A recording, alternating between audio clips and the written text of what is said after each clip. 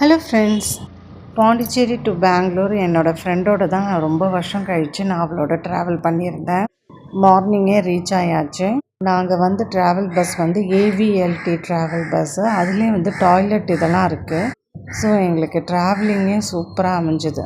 Once எங்கள் தங்கச்சி வீட்டுக்கு ரீச் ஆனதுக்கப்புறம் அங்கே பாருங்கள், பச்சை பச்சைன்னு அவ்வளோ அழகாக இருந்துச்சு மார்னிங் வியூவே.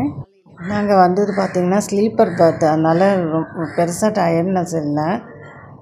நல்லா குளிச்சுட்டு மார்னிங் பிரேக்ஃபாஸ்ட் பார்த்திங்கன்னா பூரியும் உருளைக்கிழங்கும் தான்.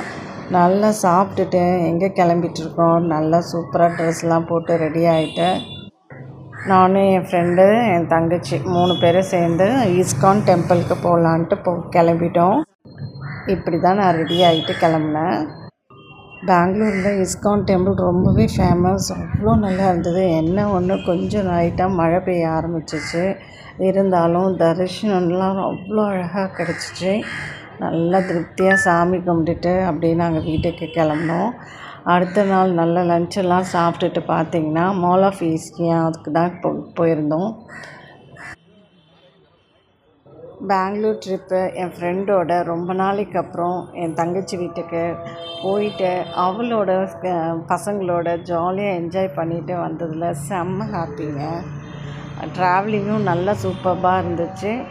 நீங்களும் மறக்காமல் ஏவிஎல்டி ட்ராவல்ஸை ட்ரை பண்ணி பாருங்கள்.